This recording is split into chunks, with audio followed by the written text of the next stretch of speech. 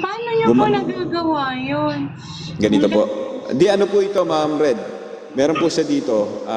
Pagka kinokontrol po siya, parang baterya po, nakakapagsalita po. Ay, sino? Kanino pong boses? Dito po, sa mismong ano po na to. Parang throat niya. Opo, dito. Basta may pinipihit. Katulad po nito, pag pinihit niyo po ito, mag-iiba yung boses niya, parang ngungu po siya. Ano yan? Ayun po, nadidinig niyo po ba? Ayun po. Tapos luluwagan niyo lang yung pihit sa kanya, sa may throat niya, mababago na po yung boses niya. Ay! Para po yung parang sa may mic na naiba-iba, ano ba yun? Parang VA. V8 hindi po.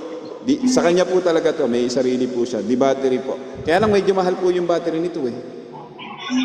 Ino-order ko pa po sa Lazada. Nababago po ito. Halimbawa po, di ho ba, i-control mo lang, itatapat mo na yung boses ni Damulag. Kilala niyo ho ba si Damulag? Hindi po. Yung sa may cartoons, Ay, yung pagka kinontrol niyo ba, tinapat niyo po sa D, magiging Damulag po yan. Ito po, ayan. Hoy, nagita! Nadyo ko go! ay, Nagito! O, di ba? Nababago po siya. Hoy, nagita! Nadyo ko go! Gugugugin ka do! Ito totoo lang. Si Big Brother din po, meron din po ito. Ito, pagka sa G po. Si Big Brother, nadinig niyo na po ba yung boses ni Big Brother? Maganda po ito eh. Ito po.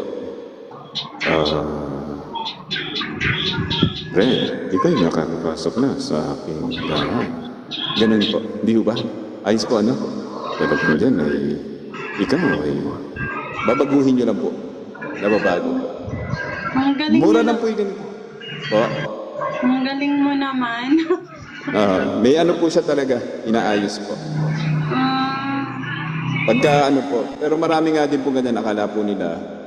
Dito lang po kasi nakokontrol yan. Pero hindi